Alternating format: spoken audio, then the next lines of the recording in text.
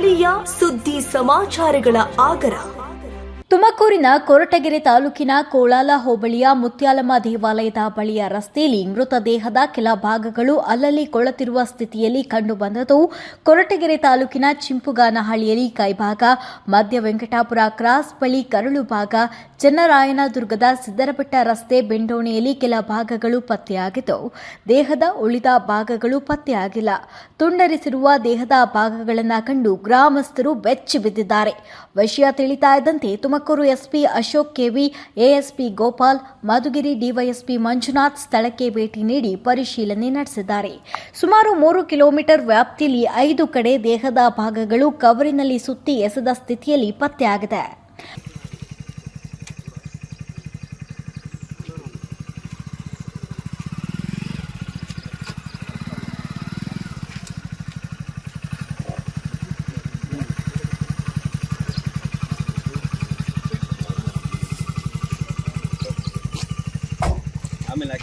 अच्छा,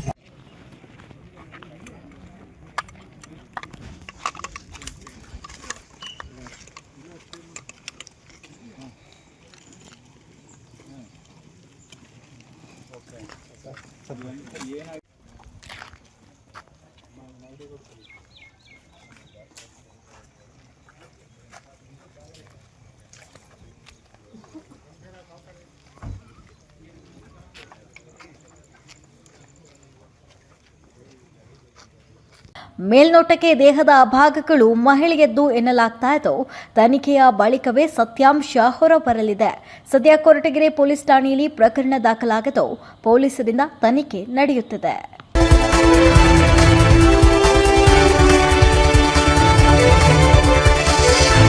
A1 TV news, ಸ್ಥಳೀಯ ಸುದ್ದಿ ಸಮಾಚಾರಗಳ ಆಗರ.